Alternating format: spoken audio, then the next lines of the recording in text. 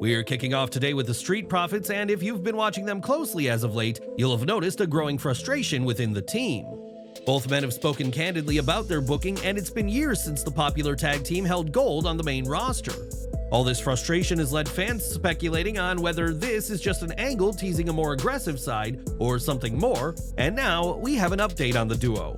Fightful Select reports that the Profits aren't just sharing frustrations publicly, but talent within WWE have heard the same from Ford and Dawkins in recent weeks. The frustration with the booking appears to be legitimate, and these issues certainly raise questions as to the future of the Street Profits when their contracts expire. The pair signed multi-year contracts in 2019, but it's unclear how long these contracts were for, or if WWE has made an attempt to lock them into new deals amid these ongoing issues. The Profits were on the winning side of the Philadelphia street fight at WrestleMania, but have done very little since then, and their role diminished even further after Bobby Lashley's exit. But what do you think should be done? Should Ford and Dawkins leave WWE when they can, possibly for AEW? Or do you want to see a new agreement reached? Let us know down below. A few weeks ago on Raw, The Miz was abducted by the Wyatt Six, and his so-called allies in the Final Testament have made little to no effort to rescue the A-lister. Now Miz's situation has impacted WWE live events, as at the start of this month, Miz was featured on the poster for the company's upcoming holiday tour. Now though, Miz has been replaced by Seth Rollins on the poster, indicating that fans shouldn't expect to see him on the tour due to his abduction by the faction.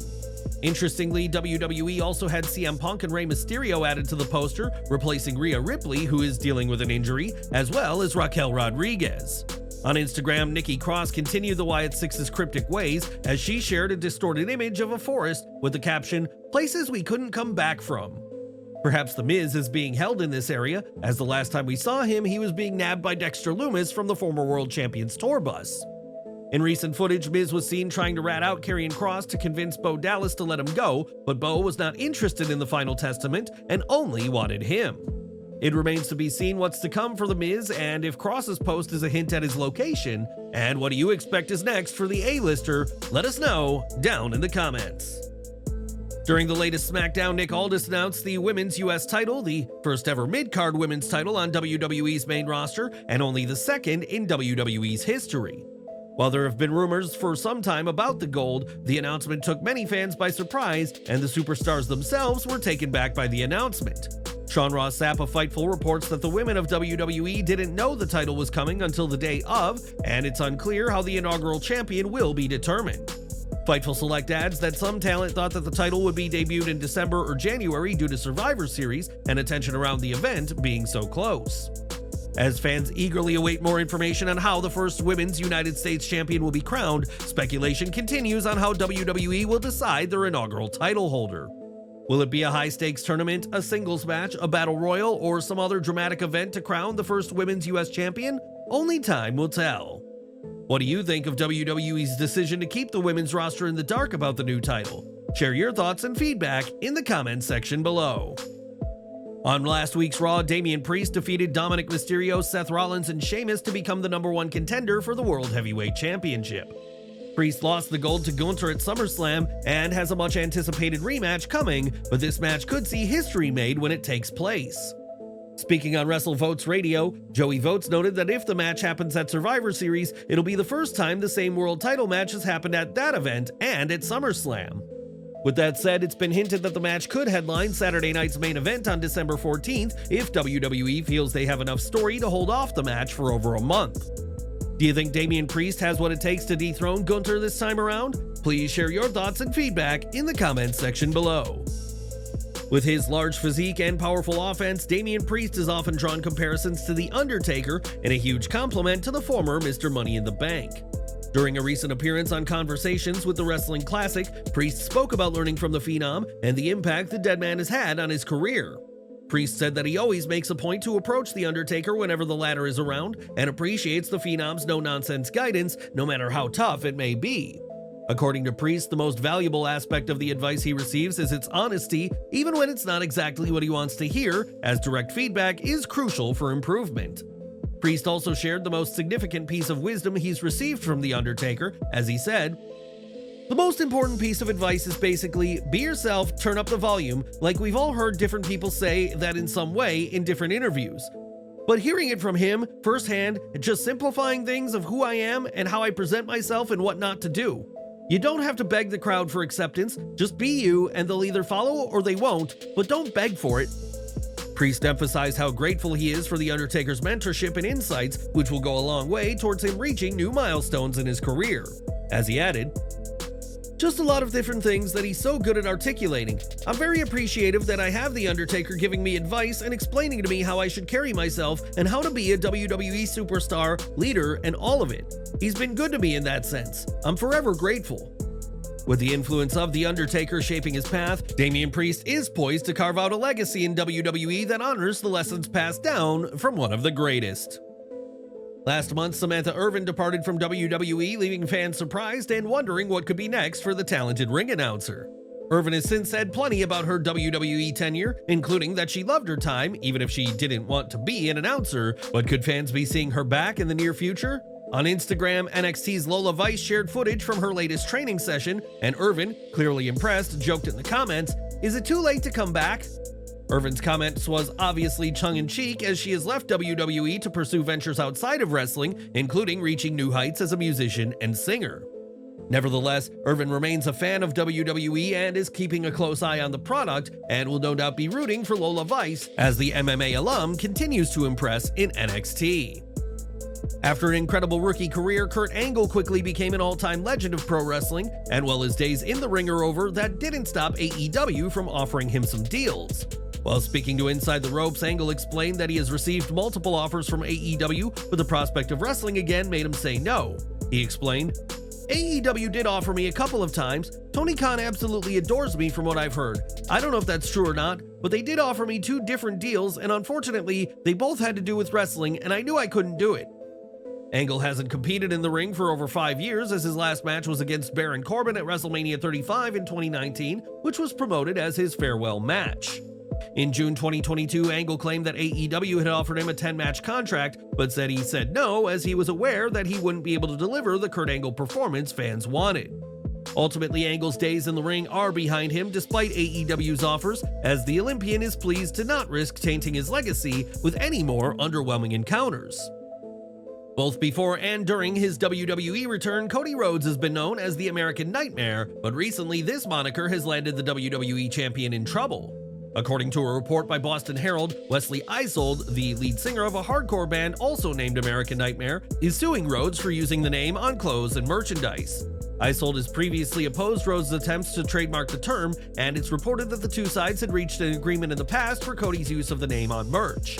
Isold, who does hold the trademark, agreed for Cody and WWE to use the term only if Rhodes' name, likeness, or wrestling-related imagery was at least 75% larger than American Nightmare. Isold's suit claims WWE is selling several items that don't fit this criteria, and said fans often buy the other's merchandise due to the similarity, resulting in widespread confusion. Isold is asking the court for at least $900,000 for what he claims is a breach of their agreement, and Cody has until November 15th to issue a formal response to the matter. The singer's legal representatives reached out to Rhodes' lawyer in 2022 about the crown shirt, but didn't receive a reply, the suit adds, and will continue to follow this case for updates.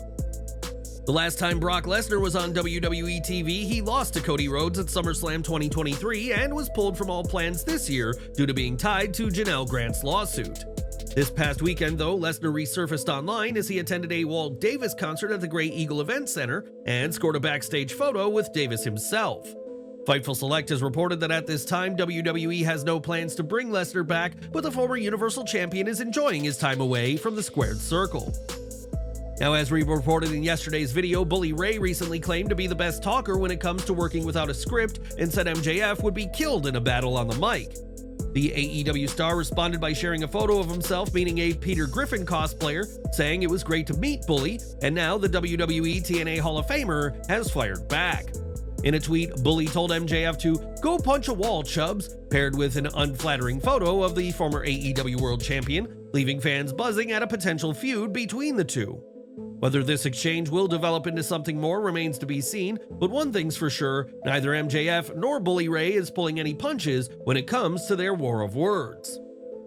In 2024, John Bradshaw Layfield has appeared in several promotions and hasn't been afraid to deliver a clothesline or two to whoever he feels deserves the move. This past weekend, JBL's one-man crusade landed him in Hagerstown, Maryland, and during the show, he delivered his signature clothesline to WWE alum James Ellsworth. In a tweet, Ellsworth said taking the move sucked, and Layfield said he made the trip to clothesline Ellsworth after learning the show was just an hour away. As for who's next on JBL's hit list, we'll just have to wait and see, but the WWE Hall of Famer is far from done in the world of professional wrestling.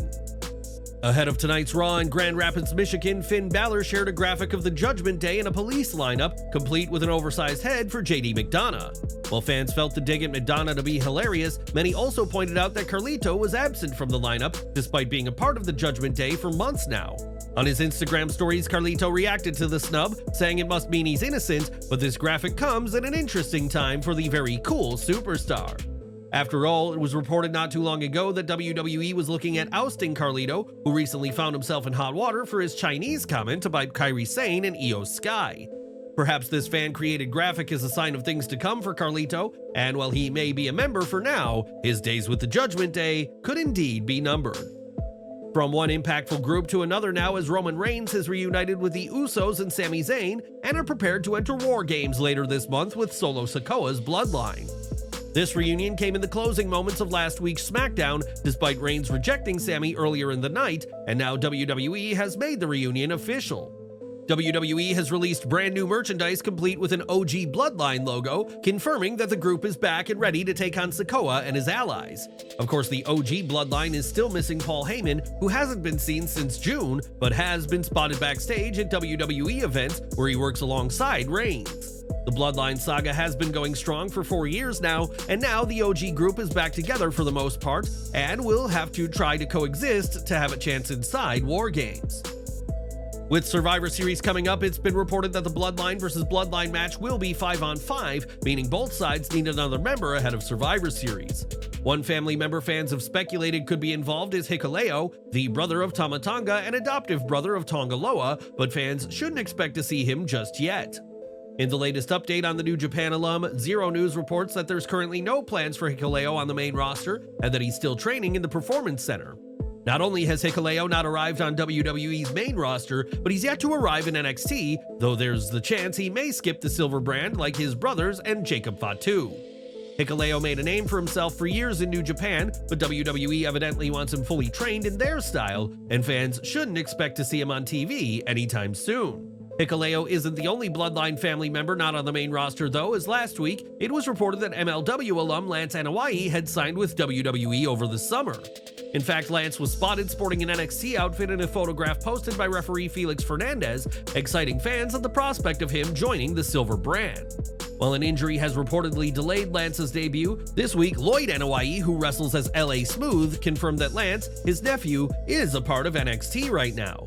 It's unclear what WWE's plans for Anoa'i will be once he's cleared to make his return from injury, but it's clear that for the time being, his future with WWE will go through NXT. But what do you want to see from Lance Anoa'i in WWE once he's healed? Is NXT the right call, or should he jump straight to the main roster? Share your thoughts and feedback in the comments. Movie news now, as this past weekend a new trailer for Captain America: Brave New World was released, and members of the WWE Universe thought they spotted a familiar face. During one snippet of the trailer, a masked man can be seen, only his eyes visible through his balaclava, when fans were thrilled to see Seth Rollins as part of the MCU. It's been known for some time that Rollins has filmed scenes for the fourth Captain America film, but there's just one problem: the person in the trailer isn't Seth Rollins. On Twitter, Rollins himself responded to a fan saying it's not him in the trailer, and now questions remain as to whether Rollins' scenes will make it into the final film after all. Rollins has been spotted in unique attire, something that wouldn't look out of place for him on WWE TV, but fans will just have to wait until the film's February release to see if he made the final cut. Over to SmackDown now, as in a dark match after last week's show, Sami Zayn and Jey Uso teamed with Cody Rhodes to defeat Carmelo Hayes, Ludwig Kaiser, and Braun Breaker. This was a huge match for the fans in Buffalo, but it wasn't the match WWE had planned, as Fightful Select reports that the match replaced two originally planned dark matches. Those matches would have seen Zayn vs. Kaiser and Breaker vs. Jey, with Jason Jordan, who produced the six-man tag, also set to produce the two matches. At this time, it's unclear why WWE had this change of plans, but what fans got to see was by no means what the company intended for last Friday's event. In recent years, Tony Khan has become more and more regular on AEW programming, though still has a long way to go before he matches numbers with the likes of Vince McMahon. Earlier this year, Khan was even attacked by Jack Perry, resulting in the AEW president wearing a neck brace, but fans shouldn't expect Khan's physicality in the ring to go further than that. Speaking on Levac and Gaz, Khan was asked if an AEW match could be in his future and made clear that the idea wasn't in the works. He said, "I don't think that's in the cards, but a lot of the best wrestlers in the world are in AEW, where the best wrestle is our tagline, and I want to keep it that way and keep myself out of the ring." Khan isn't a wrestler and has no desires to be one, and do you agree with this stance from the billionaire? Or would you like to see even just one match? Share your thoughts below. And we're ending with Alexa Bliss, who remains missing from WWE TV, but this week showed off a brand new favorite tattoo featuring the name of her daughter Hendrix Rhodes. Bliss and Ryan Cabrera became proud parents in late 2023, and Bliss hasn't competed since the 2023 Royal Rumble event where she faced Bianca Belair. Alexa Bliss has not made any announcement about when, but has said she is going to return, and in the meantime, the goddess is enjoying her new life as a mom.